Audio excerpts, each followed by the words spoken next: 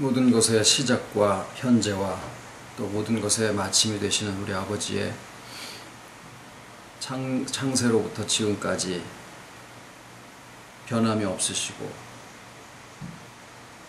또 그 약속을 이행하심에 신실하심이 우리의 모든 구속의 근거가 되심을 이 시간에도 감사를 드립니다.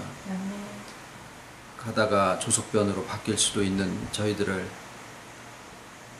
내치지 아니하시고 또 사랑하시기를 처음부터 지금까지 또 끝까지 변함이 없으실 것을 또한 감사를 드리옵고, 우리가 이 아버지의 어떠하심을 우리가 알고 또 아버지를 바라보고 가는 것이 또한 저희들의 삶이 되게 해 주심을 또 감사를 드리옵고, 이 시간에 사랑하는 자녀들을 또 한자리에 모으셨사오니 지혜의 영을 더하여 주시옵기를 소원을 드리고, 정말 근본 우리의 지식에까지 새롭게 하여 주시올 것을 또한 감사를 드리와 모든 말씀 예수님 이름으로 기도드립니다. 아멘. 아멘.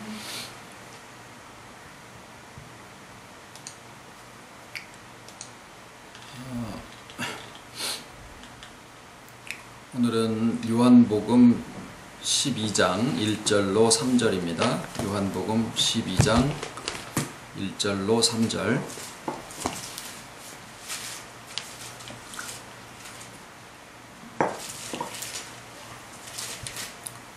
유월절 엿새 전에 예수께서 베다니에 이르시니 이곳은 예수께서 죽은 자 가운데서 살리신 나사로에 있는 곳이라. 거기서 예수를 위하여 잔치할새 마르다는 이를 보고 나사로는 예수와 함께 앉은 자 중에 있더라. 마리아는 지극히 비싼 향유 곧 순전한 나드 한 근을 가져다가 예수의 발에 붓고 자기 머리털로 그의 발을 씻으니 향유 냄새가 집에 가득하더라.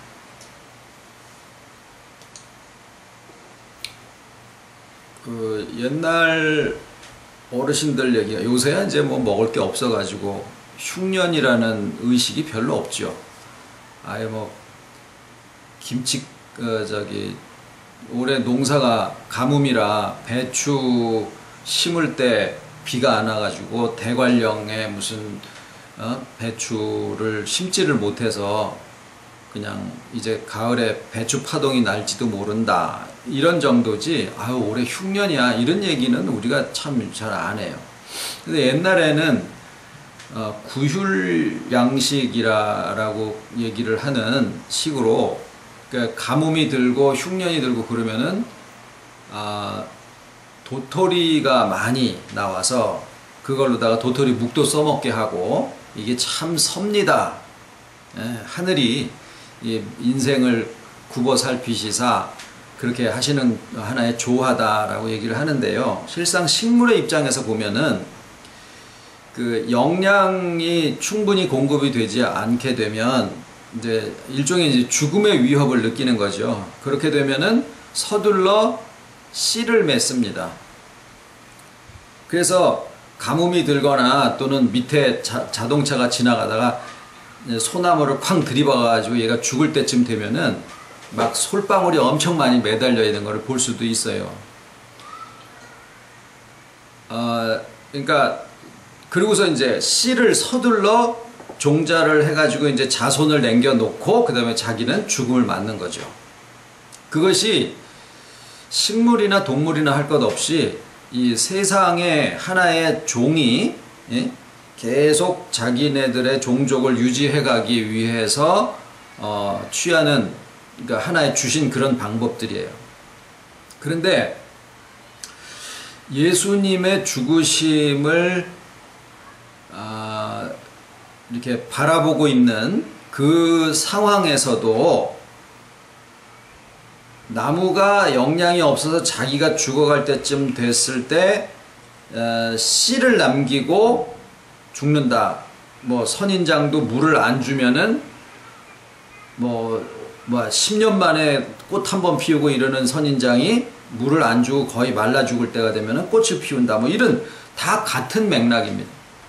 그 예수님이 돌아가시는 십자가에 돌아가시는 그 임박해서 몇 가지의 일련의 사건들이 이렇게 벌어지게 되는데, 그 내용이 마치 예수님의 시기가 이제 나무가 한 그루가 이제 죽으면서 그 다음에 종자를 남기는데 그 종자 속에는 그 나무 한 그루가 그대로 다 성체가 돼서 다 어떤 특징을 가지고 하여튼 그런 내용들이 유전적 정보들이 그 씨 안에는 그대로 다 담겨 있는 것처럼 예수님의 죽으심을 둘러싸고 일어난 일련의 여러 가지 사건들 속에는 예수님의 그 복음의 핵심이 그 안에 다 담겨져 있더라라는 거예요. 그런 것들이 뭐가 있느냐 하면은 우선 십자가 자체의 죽으심이 유월절 어린 양을 잡아서 이스라엘을 구속하신 그 어린 양의 연결상에 있다라고 하는 것은 우리가 잘 아시고, 그 다음에 예수님의 복음의 핵심을 예수님이 마지막 만찬 때 이제 돌아가시리라는 것을 이제 아시고, 내가 이 유월절을 고난 받기 전에 너희와 함께 먹기를 원하고 원하였다. 그 상황이 도토리 나무가 도토리를 맺는 거랑 같은 상황인데, 그때 모든 예수님의 그 복음의 핵심을 성찬식으로다가 이들에게 남겨놓으신 거예요. 그리고 이것을 너희가 모일 때마다 내 몸과 내 피를 이걸 먹고 마시면서 나를 기념해라 라고 하시는 거예요. 그래서 뭐한 사람들은 그냥 계속 그거를 먹고 마시면 되는 줄 아는 거예요. 그 복음의 내용은 생각 안 하고 그냥 먹고 마시면 그냥 되는 거예요.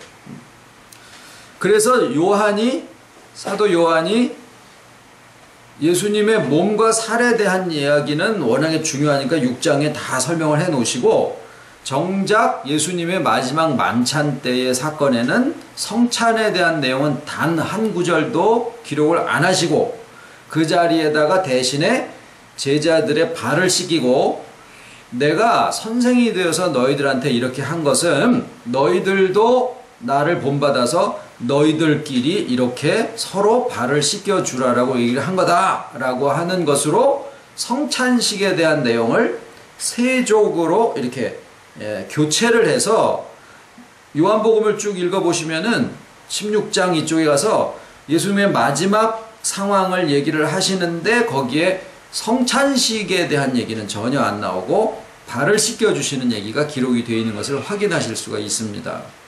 그것은 성찬의 의미를 사람들이 자꾸 그냥 먹고 마시는 거로 그냥 그 예식 자체의 중요성이 있다 라고 생각을 하니까 주 70년경에 사도 요한이 이게 아닌데 자꾸 형식으로 사람들이 흘러버린다라고 하는 것을, 이걸 좀 가르침을 이 사람들이 알게 좀 해줘야 되겠다라고 해서 그 자리에다가 발을 씻겨주시는 그 예식을 대신 교체를 해서 거기다가 기록을 해 놓으신 거예요. 물론 예수님이 그도 저도 다 하신 거죠. 그런데 이 성찬과 세족, 그 다음에 십자가의 죽으심, 이것은 예수님이 제자들에게 주신 것인데 비해서 죽음에 임박하셔가지고 벌어진 사건이 두 가지가 더 있어요. 하나는 뭐냐면 베드로의 고백입니다. 주는 그리스도시요 살아계신 하나님의 아들이시니다. 마태복음에 그것을 기록을 하신 것을 보면은 갈릴리 사역이 다 마치고 이제 유대 사역으로 넘어가기 전에 그 시점에 이 베드로의 고백이 나오게 됩니다.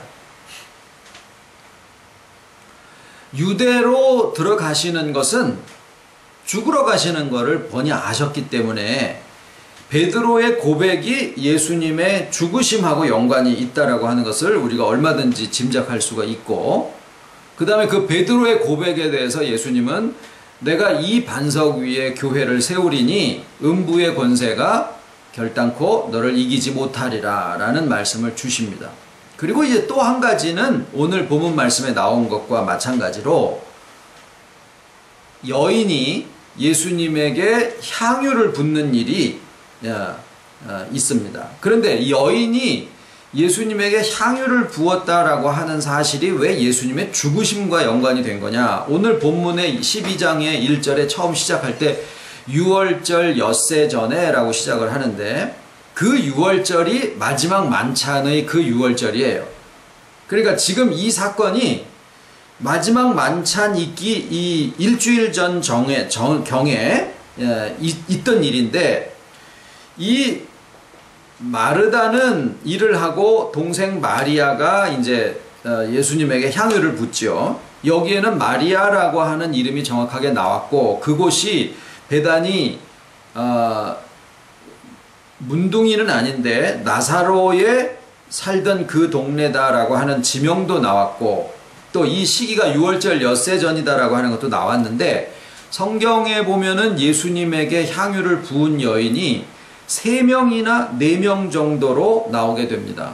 그 중에 한 여인은 베다니에 있는 사람이라 그렇게 돼 있고, 또 한 여인은 죄인인 한 여자가 라고 그렇게 돼 있기도 해요.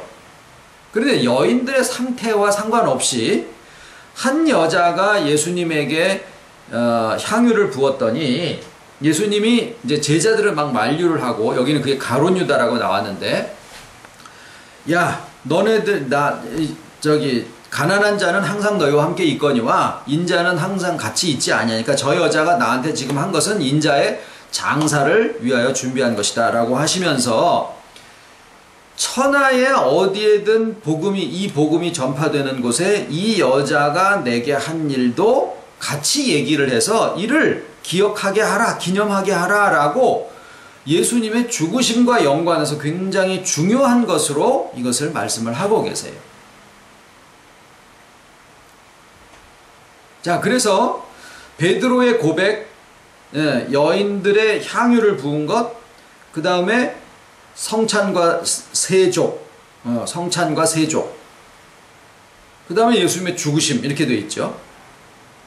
그런데 이런 일련의 일들이 예수님의 복음을 총체적으로 이쪽에서 저쪽에서 조명을 해가지고 전체적으로 온전한 그 복음을 우리들에게 하나의 씨처럼 이렇게 보따리에 싸가지고 우리한테 주신 거예요.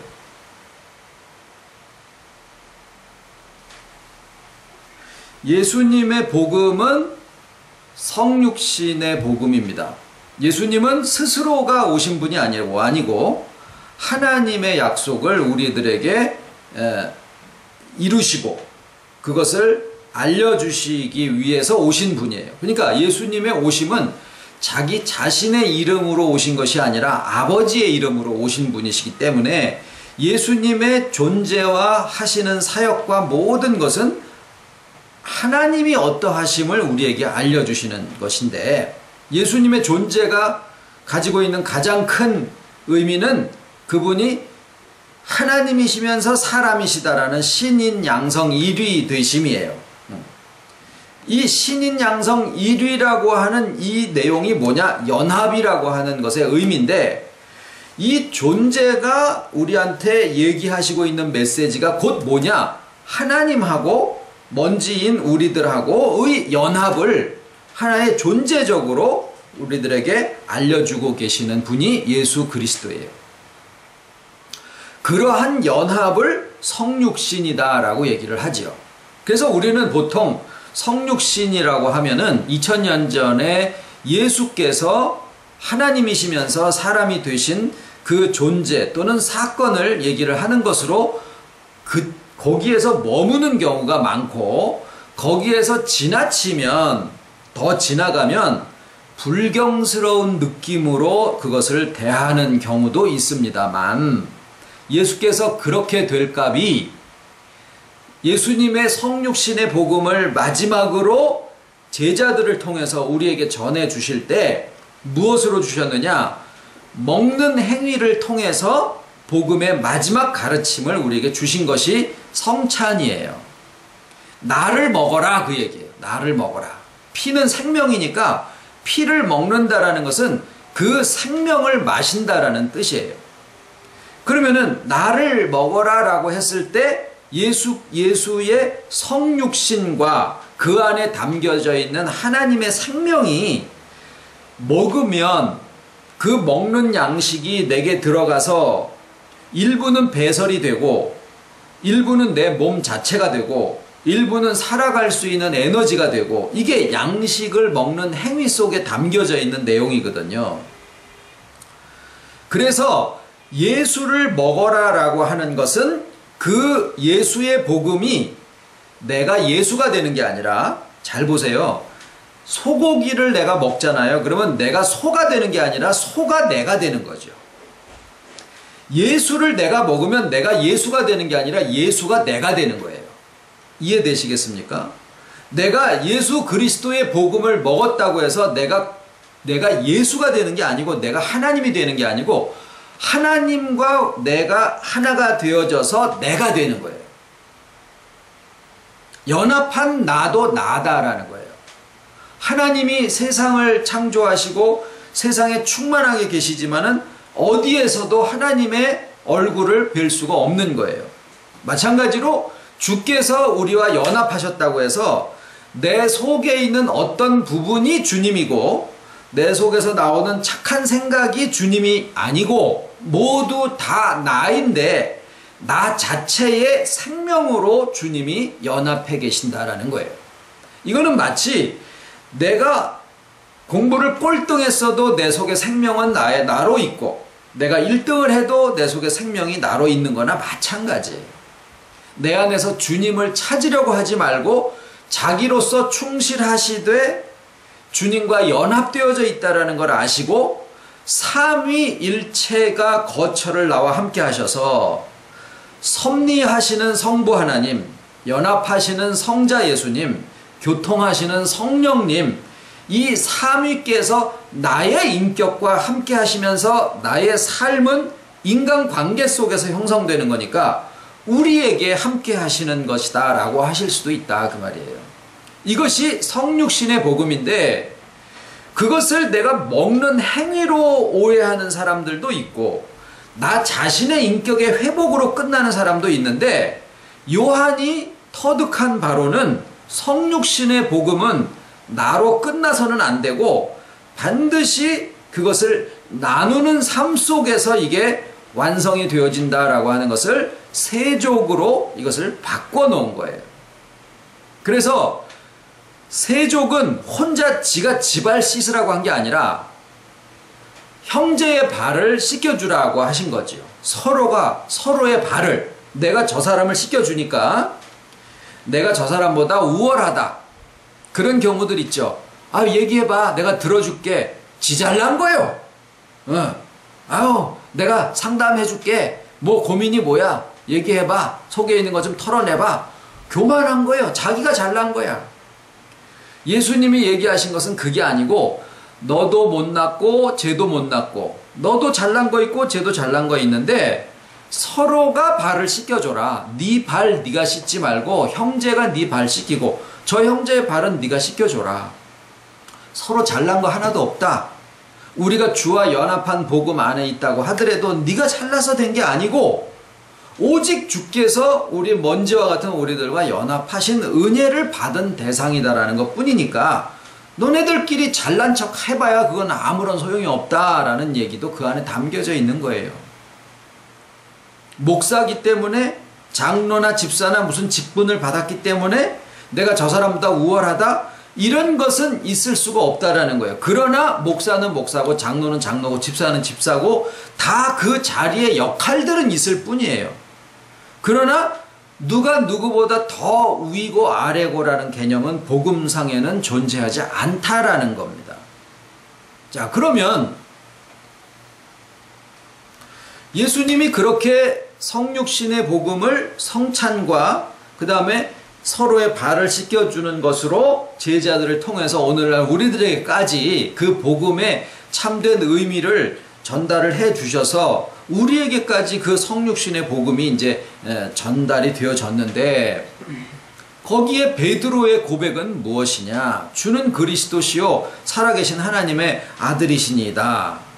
이 고백은, 그 고백을 하고 나니까 예수님이 바요나 시몬아 네가 복이 있도다, 이를 내게 알게 하는 네 아버지 혈육이 아니요 하늘에 계신 너의 아버지시니라. 너는 베드로라. 이 반석 위에, 그러니까 베드로라는 말 자체, 피터라는 그 말 자체가 반석이라고 하는 뜻이에요. 그 나라 말로 하면은 그 피터라는 말이 곧 락, 바위, 반석이라는 뜻이에요.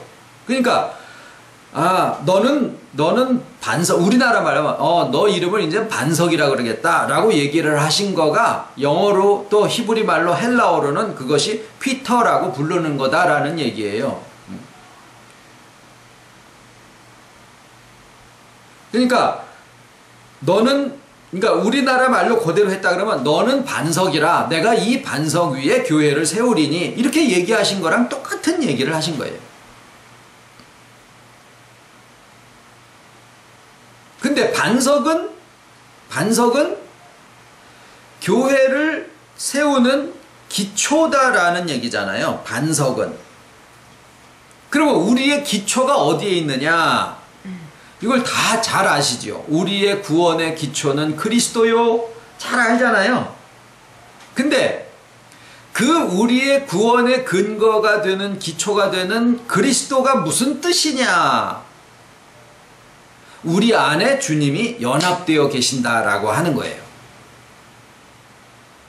연합이라는 말이 그리스도라는 말과 똑같다라는 거예요. 연합. 그러니까 그리스도는 하나님과 사람이 연합되어 있다. 요 내용이 그리스도라는 말이에요. 그러니까 베드로의 고백이 오늘날 우리 시대에 예수님이 따로 존재하지 아니하시는 이런 상황에서 우리의 고백은 뭐냐?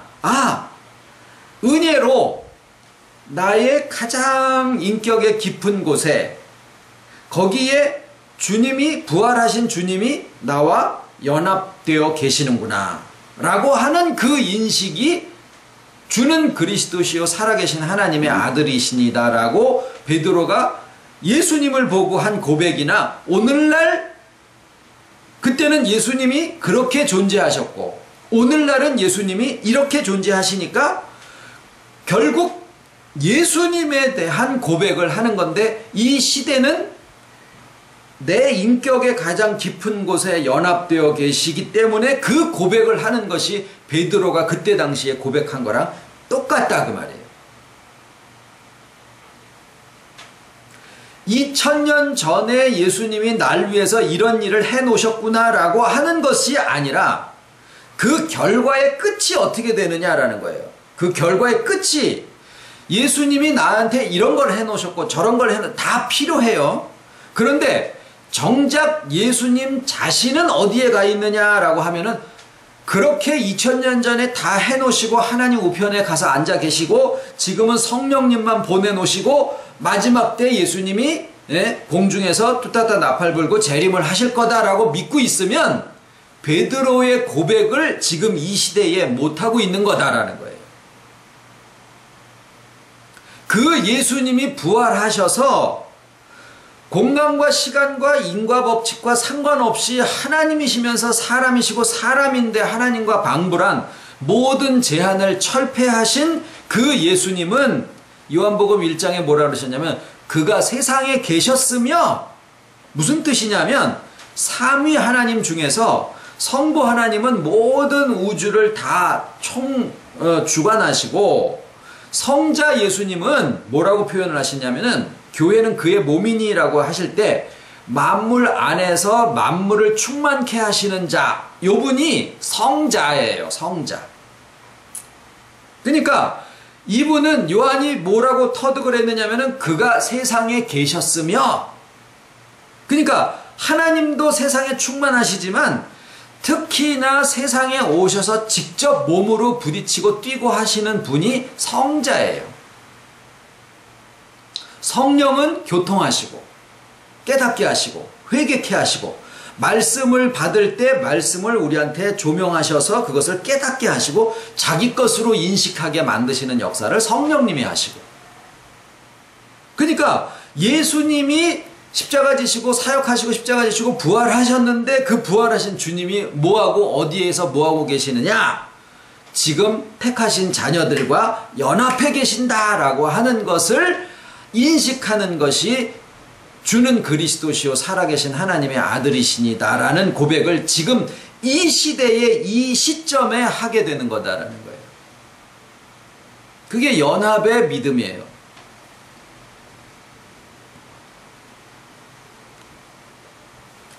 그랬더니 예수님이 기뻐하시죠. 바요나 시몬아, 이를 내게 알게 하려는 내 혈육이 아니요 하늘에 계신 내 아버지시니라. 내 위에 음부의 내 교회를 세우리니 음부의 권세가, 지옥의 권세라 그랬습니까? 음부의 권세라 그랬어요. 요것에 대한 것을 이번에 이제 10월에 좀 나눌 예정입니다. 스올과 하데스가 무엇이며, 또 게한나가 무엇이며, 지옥이 뭐고, 음부가 뭐고,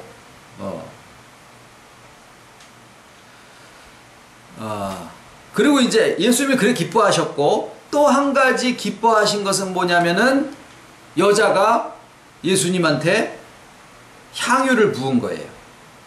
이 향유를 부은 것은 어떤 고백이에요.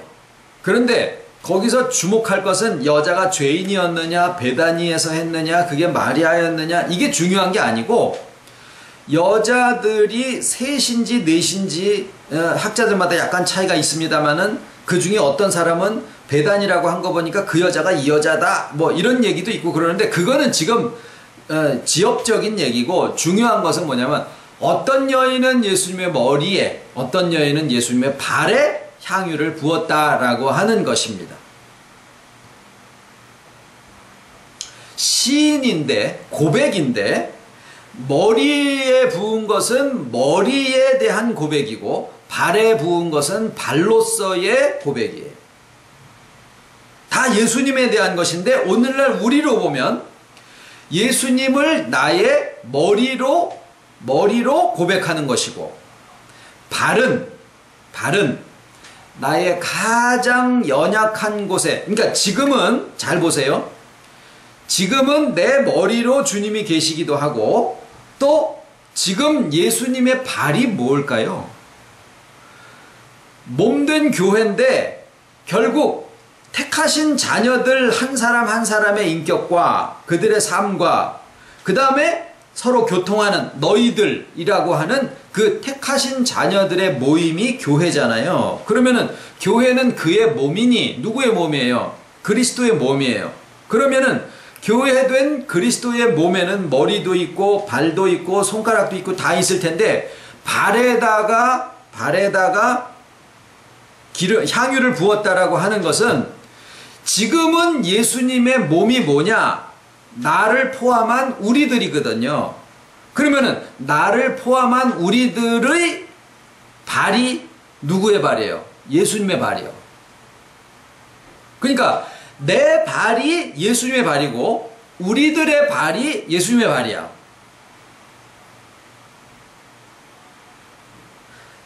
내 제일 약한 곳에도 주님이 연합해 계신다라고 하는 사실을 인식하고 그것을 인정하는 것이, 잘 보세요. 내가 내 발을 제일 멸시합니다. 내가 내 발을 제일 무시합니다. 내가 내 발을 제일 정죄하고 학대합니다. 그래서 아예 인정도 안 해버리고 있는 것도 아예 그냥 뒷방에다가 쳐넣어버리기가 일쑤예요. 그리고 놈들한테 보이고 싶은 나의 장점들만 가지고 보이는 거예요. 그게 우리가 자기 자신을 대하는 건데, 여인이 예수님의 발에다가 향유를 부은 것은 오늘날은 내 발에 내가 향유를 붓는 거나 똑같은 거예요. 왜? 내 발이 예수님이 연합해 계신 예수님의 몸 중에 예수님의 발이기 때문에 그래요. 또 누구의 발이? 형제의 발이 예수님의 발이요. 그러니까 이 원리를 알게 되면 형제의 발을 씻겨주는데, 그게 뭐예요? 형제의 몸 중에 제일 고단한, 형제의 몸 중에 제일 약한, 형제의 심령 중에서 제일 신음소리가 쏟아져 나오고 있는 거기를 이해해 준다라는 거예요. 그런데 왜? 거기가 예수님의 몸된 교회의 발이기 때문이다라는 거죠. 그러니까 요한이 그 사실을 터득을 해서 성찬식만 하고 있으면은 모든 게 다 되는 줄 알고 사람들이 막 몇십 년 동안을 그렇게 하다가 별 폐단이 생기고 막 이래 하니까 주 60년경에 사도 요한이 성경을 아무래도 이게 기록을 해야지 안 되겠다. 그래가지고 요한복음을 기록을 하고 조금 있다가 요한계시록을 쓰고 그렇게 하면서 요거는 성찬식이 지금 예식화되고 형식화되어지는 이게 하나님 예수님의 뜻이 아니고 서로가 서로의 발을 씻겨주라고 그러는 게 예수님이 성육신의 복음의 참 뜻이다라고 하는 것을 터득을 해서 그걸로다가 싹 이렇게 바꿔버린 거예요. 성찬식을 싹 빼버리고.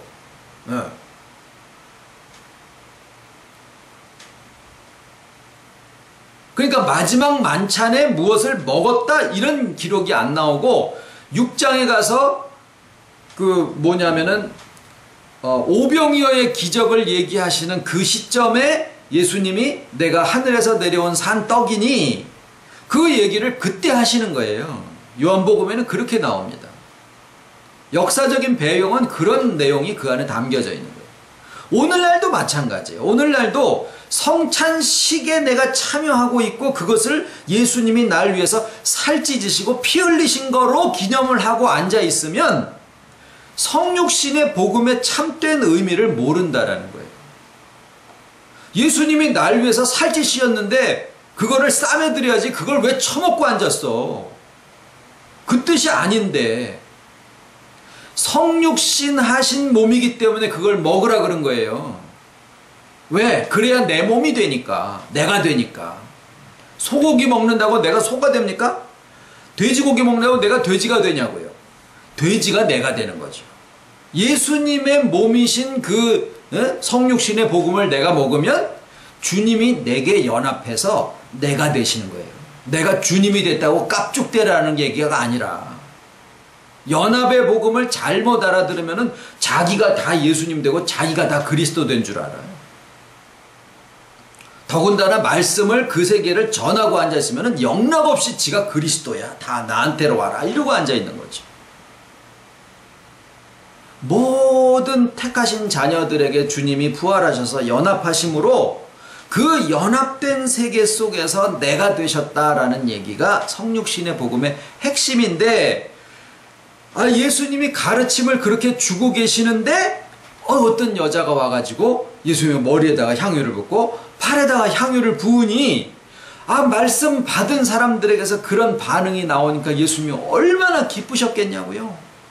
알아들으니까. 그런데 그거를 그때 당시로만 보고 앉아있으면 또 모르는 거예요. 또. 그래서 지금 다시 우리에게 해석을 주시는 게 뭐예요? 지금은 주님의 몸이 내가 주님의 몸이고 우리가 주님의 몸이니까 내 발이 주님의 발이구나. 형제의 발이 주님의 발이구나. 그러니까 형제의 발을 씻겨드리는 게 곧 주님의 발을 씻겨드리는 게 되는구나. 형제의 발에 향유를 붓는 것이 그게 주님의 발에 향유를 붓는 것이 되는구나. 그렇다고 무슨 비타민하고 그리세인을 해서 무슨 향수를 해가지고 이렇게 발라주는 사람은 없을 거 아니에요. 서로의 가장 아픈 데를 이해하고 발을 씻겨주려면 어떻게 해요? 야, 발 내밀어봐. 그러고 뻣뻣하게 뒷짐지고서 발 씻겨줄 수 있겠습니까? 거기 가지고 무릎을 꿇고 허리를 숙이고 그리고서 발을 씻겨주는 것이 발 씻는 동작이니까 그거는 알아서들 얼마나 또 잘 아십니까 우리가.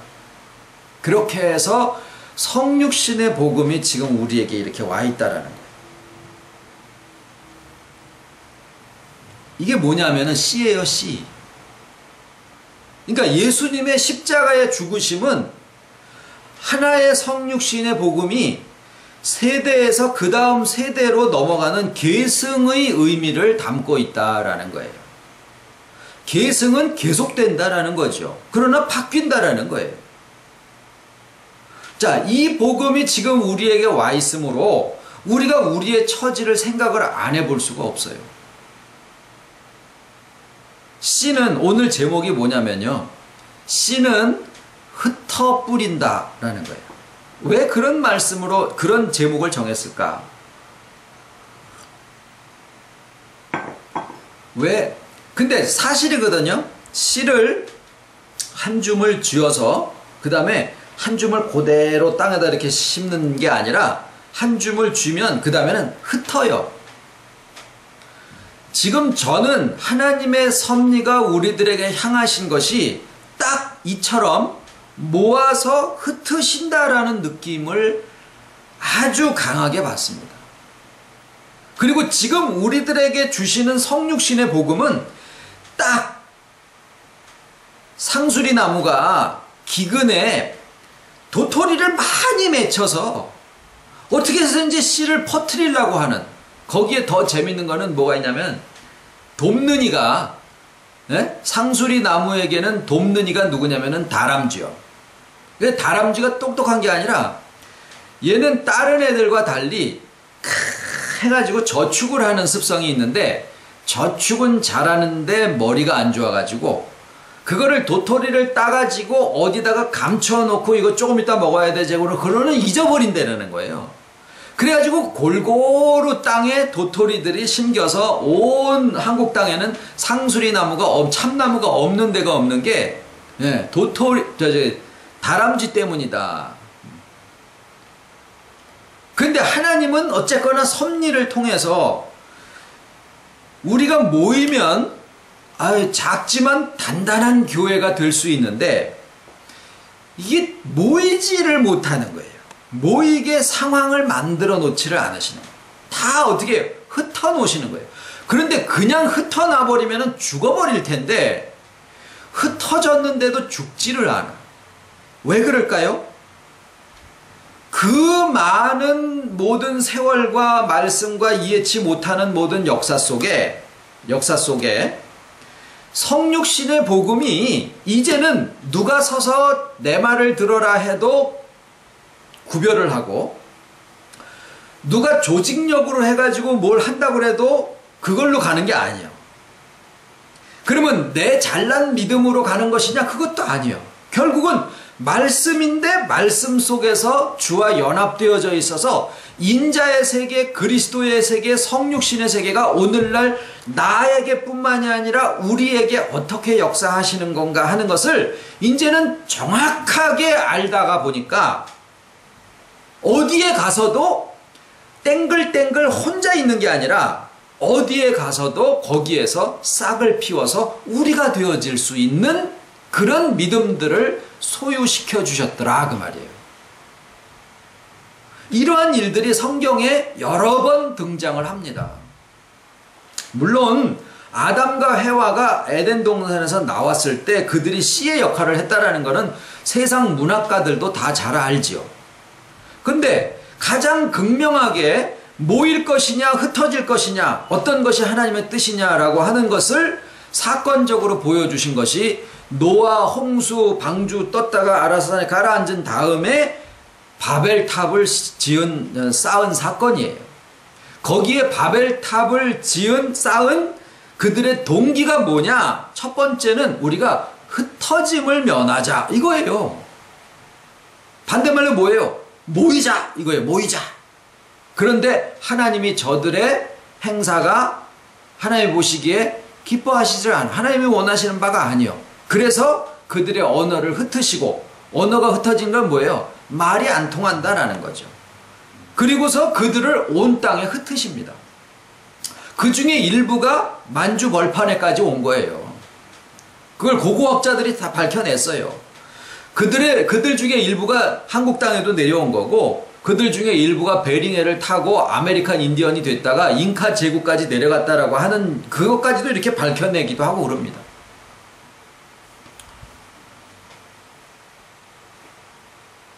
그리고 아브라함에게 주신 가나안 땅의 약속이 여호수아 때 이루어졌잖아요. 보아스 때. 그런데 가나안 땅도 다 흩어지지요. 네? 아수르에, 그 다음에 바벨론에 다 망하지요. 예루살렘도 다 황폐해지죠. 그 다음에 다윗 왕조도 스룹바벨 이후에 그 명맥이 다 끊어져 버리죠. 망한 왕조로 내려온 사람이 요셉이었잖아요. 근데 왕조도 없어져. 다윗 언약이라고 솔로몬 시대 때 주셨던 그것도 다 없어져. 그 다음에 예루살렘 성전도 1차, 2차 성전을 짓고 스룹바벨 성전을 다 지었지만은 그것이 역할을 못해요. 다 무너져 버려요. 그러니까 땅도 없어져, 왕권도 없어져, 그 다음에 성전도 없어져. 그리고 이스라엘 백성은 다 흩어져서 흩어진 유태인 디아스포라라고 해서 온 세계에 흩어져 버리게 됩니다. 결국 남은 거는 뭘까요? 어떤 것도 모여서 뭘 만드시게 하시질 않고 예수님의 제자도 마가 다락방에서 120명이 모여서 간절하게 기도하고 오순절 성령 역사가 있은 다음에 어떻게 됐을까요? 다 흩어집니다. 다 흩어져요. 하나님의 역사는 모아서 한 군데에 똘똘똘 뭉쳐서 큰 교회를 만드시는 데 있는 게 아니라 씨를 흩어서 뿌리신다라는 거예요. 그리고 각자가 그 속에서 그 자리에서 싹 터서 거기에서 나무가 되게 하셨을 때 이게 전체적으로 큰 숲이 되게 하시는 것이 하나님의 섭리다라는 거예요. 그래서 우리가 지금 자꾸 우리는 마음속에서 모입시다. 당연해요. 저도 마찬가지. 어떻게 해서든지 모아가지고 이렇게 하려고 하는 본능적인 그런 움직임이 있어요. 그런데 하나님의 섭리를 우리가 동행이니까 염두에 두고 가는 것이 또 우리가 가는 길이다라는 거죠. 그래서 씨는 분명히 그 다음 세대로 하나님이 이렇게 넘겨가실 때 그 속에 모든 정보를 담는 것처럼 하나님의 성육신의 복음이 지금 우리들에게 이제 씨처럼 꽉 요거 하나면 싹 터서 한 시대가 한 나무가 될 수 있는 복음을 다 주셨는데 그게 뭐예요? 성찬 세례 베드로의 고백 향유를 부은 여인 이거예요. 거기에 주님의 죽으심이 그 다음 세대로 계승하는 것이 있고 정작 가장 중요한 번은 뭐냐면은 부활하신 주님이 우리와 함께 하시다라고 하는 그 사실과 성령의 조명으로 우리가 그것을 인식하게 됐다라고 하는 우리의 믿음 이거예요. 네. 이거면은 다라는 거예요. 그렇게 되면 그 안에서 성숙하고 성장하고 결국 영화에까지 이르게 하시는 그 복음의 생명과 능력이 그 안에 다 담겨져 있다라는 겁니다. 그래서 오늘 제목 씨는 흩어서 뿌린다 라고 하는 것을 또 우리가 생각하시고 가시기 바랍니다. 기도드리겠습니다. 주님의 성육신의 복음은 만세 전에 하나님께서 먼지와 같은 우리들을 그 자비하심으로 품어주신다라고 하는 그 사랑의 속성에서부터 시작된 것을 주의 성육신으로 구현하시고 성찬식으로 이것이 우리들에게 우리들의 인격에 이것이 또한 성취가 되고 나 혼자서만이 아니라 우리로서 거하시는 삼위일체의 동행하심을 우리가 알 때 비로소 성육신의 복음이 꽃이 피우고 결실을 하게 되는 것을 알게 해주셔서 감사를 드립니다. 우리가 결실하는 이유는 그 안에 씨가 담겨져 있기 때문이고 그 씨는 또 그 다음 세대에게 전달되어져야 할 것인 것을 자연의 섭리를 통하여서 또한 우리에게 알려주시오니 우리가 모여서 숫자로 권세를 삼지 아니하고 오직 각자 있는 곳에서 주님과 연합한 이 생명이 싹 터서 나무가 되고 그것으로 만국을 소성하게 할 수 있는 생명나무의 말씀들이 또 다 되게 해 주신 것을 감사를 드립니다.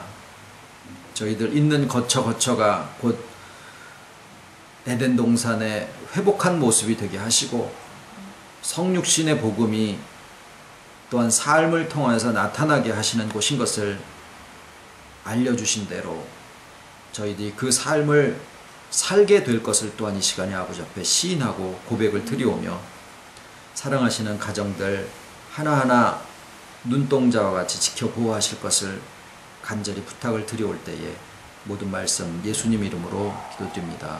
아멘.